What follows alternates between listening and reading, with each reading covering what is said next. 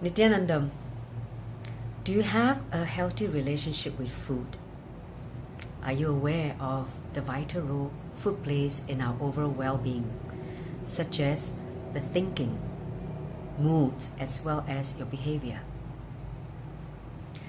This is Ma Nityadugananda. I'm from Your Presence Heals. Today's video is about healing unhealthy food-related patterns. Let us investigate the role of food in our life for our existence. From the yogic tradition, food is actually seen as the necessary nourishment and energy for this body, the temple of the soul, which is supposed to support whatever we want to do in the inner world and the outer world. Food should not take us away from what we want to express on the path of our ascension to higher consciousness. However, when we become insensitive, food can become a poison, which can damage this body and the overall health of the body. So, you must also know that in the Vedic tradition, food is regarded as God, Brahman, because food provides the necessary nourishment and energy to this body. It provides also the nourishment for all the living things, living beings on planet Earth, so that they can continue to be nurtured. So, with this understanding, nourishment in the form of food should be treated with respect. But unfortunately, in the course of society evolution, the evolution of humanity, we have also become insensitive towards the food that we consume. And also our eating habit has started to change in the course of time. In the yogic tradition, you should also understand that food is classified under three major categories. The first category is the tamasic food, the impure food, food that put you in dullness or lethargy. Such food are considered food like meat, non-vegetarian food, mushroom, all that, or highly preserved food that has been preserved for a long time. So such food, when you consume, you only take a lot of energy to digest the food, plus the toxin that comes with those food that you eat actually get accumulated in the body and disturb the body's energy level, and also put the mental state into dullness, which is not what we want. The other extreme of the category in terms of food is rajasic food. Food that stimulates, such as onion, garlic, some spices, as well as some high quality alcohol.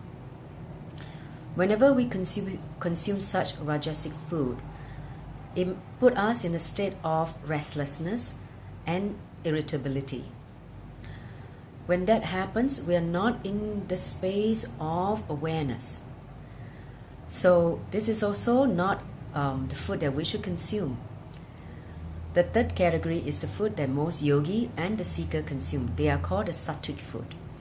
Sattvic food are food that are natural, organic, and they provide the necessary nourishment for the body and the energy for the body to function at its peak capacity for whatever we need to do in the inner world and the outer world.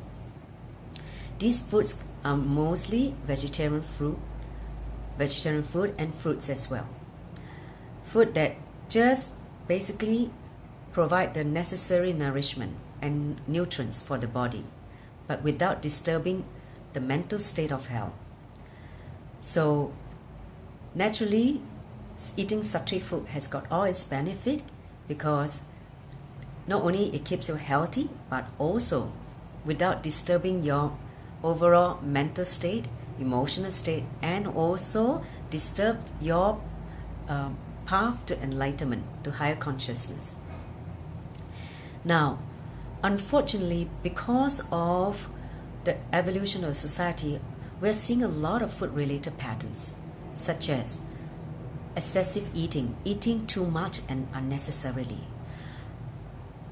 powered by an overstimulation of senses by advertising company of food, manufacturer of food. When the senses are overstimulated, naturally we want to have the desire to consume it.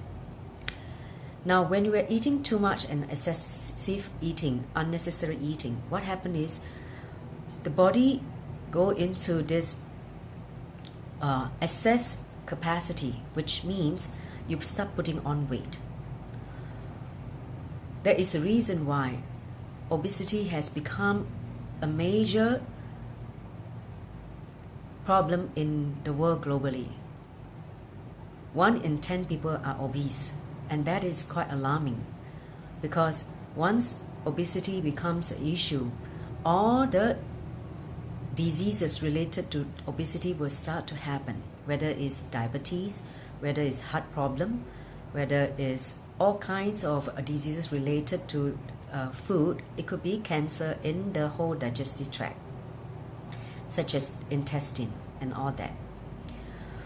So another food pattern that I've seen is people eating whenever they feel stressed or low mood. When they feel empty inside, they feel restless inside, they are not able to cope with the mood, they start to dump food, treating the body like a rubbish can. They just dump food in the body when they feel that they have filled up the whole body with food and they feel relaxed. But that is just an escape into the real issue of the low mood and as well as the emptiness they're feeling inside. So not having the ability and the clarity to face the real issue of that emptiness, the stress, the low mood, actually is causing people to use food as an escape to their real issue. I've also seen people so badly influenced by the media in terms of the ideal body image, especially the teenagers. They have certain ideal image of weight, and they actually force the body into such eating disorder such as bulimia and anorexia, and to the extent of damaging the health and the overall well-being, even death. We've seen some teenagers die out of anorexia.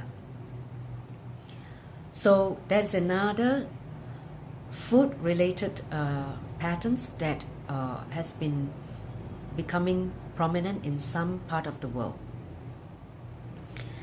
Another food-related patterns that we have seen is when people are skipping meal. They are not eating when the body requires it because of stress, because of the busy lifestyle, and also when they are eating a lot of processed food. You must know that processed food are highly laden with preservative, also chemicals, as well as colorings. All these processed food, highly refined food, they are not natural to the body. It actually create a lot of problem for the body in the long term. These processed food actually create a lot of toxin in the body and stop the energy flow in our body. The processed food are mainly refined food as well as preserved food, like frozen food. We call it convenient food. Convenient food are those that has been pre-packed for a long period of time, and we just buy it and then when it's frozen and defrost it and heat it and eat it. Be very clear, when you're eating such food, there's no more nourishment. there's very little nourishment and that we receive from such a frozen food. So these are some of the eating habits that we need to start to become aware, because anything that put you in bondage, that put you in the state of poor health, these patterns need to be completed and eradicated. Now, I like to share a few yogic techniques or technology that I have learned from my guru, Paramasa Nityananda, a living incarnation in this millennium. One of the things that I learned from him is getting the right signal for hunger. This technique came from the Yoga Sutra of Patanjali. It is also a very powerful way of the Vedic way to weight loss. He says that the first thing we need to recognize is the real signal of hunger does not come from stomach. It comes from the throat center, Visuddhi chakra. This is the energy center that gives you the right signal whenever you're thirsty and you're hungry. However, because of our insensitivity, we do not connect with the signal here. We are only habituated to receiving signal from the stomach because we are constantly loading food into the stomach. Whenever the load is low, it starts making noise, growling noise to say, hey, send more food, send more food. But the truth is, these are pseudo signal. They are not a real signal. It is asking food out of greed. The real signal is from the throat center. How to awaken this signal? If you are able to go on liquid diet for 2 days and just be aware when the signal is coming from here, your stomach, just ignore it because it is not a true signal. When the body actually requires food as nourishment for energy, it is coming from here. If you are able to make the shift, recognize the true signal of hunger, be very clear, your food intake will reduce drastically, at least 50%. You will not be eating unnecessarily, you will not be eating excessively. That is one of the, I would say, very powerful way to awaken your body intelligence. The second technology that he shared with the world in 2012 is called the nirahara samyama. It's a very powerful yogic technique. Nirahara means going beyond food, solid food. Samyama means yogic technology. Samyama is technology that awakens the extraordinary powers and experiences within us. So nirahara samyama is actually given in 4 stages. The first 3 stages you experience in about 20 to 21 days. It started with level 1, 2 days of liquid diet, then you break a day. And then the next level, second level, is 7 days of liquid diet and a break day followed by 11 days of liquid diet. In these 3 levels, you go through a process whereby you start to become aware of your food patterns. And the higher intelligence of the body gets awakened. A lot of food-related issue gets healed. Diseases, disorder get healed. And the 4th layer, I had the fortune of being initiated into the 4th layer where I spent 21 days with the master, my guru. In the 4th layer, he essentially awakened the biomemory of the plant within the body. See, through the process of evolution, before becoming a human species, we go through different evolution from plant to animals to human species. We have the biomemory of the plant, meaning we have the ability to create food in the body without having to take solid food. Just like plant is able to create food from sunlight, prana, water, is able to create food ourselves. In fact, we're able to draw that by awakening this biomemory. Unfortunately, through the course of evolution, we have forgotten this biomemory. Through the 4th layer, the 4th level of nirahara samyama, he awakens this biomemory. And my experience is not only healing of food-related pattern, enormous energies gets awakened. Constantly this body is running on this high energy. There's no question of tiredness or boredom. And the sleep quality has also improved tremendously. I don't require long hours of sleep. Every day I only require 4 to 5 hours of sleep and the body is ready to go. And not only that, constantly you're in such energetic high awareness, and the day you're able to be so productive, because the hours that you are highly energetic and aware become longer than normal. A normal human being who do not have this biomemory awaken. And the best part of this whole process is that eating has become a choice, a freedom. You can eat because you are grazing the food. You can also not eat because if you feel that you do not want to eat, you have the complete freedom because you know how to draw the energy from the sunlight and space, the prana. And it's such a liberation. Honestly, I felt so liberated whenever I don't have the right food, outside that I want to eat, which is good for my body, sattvic food.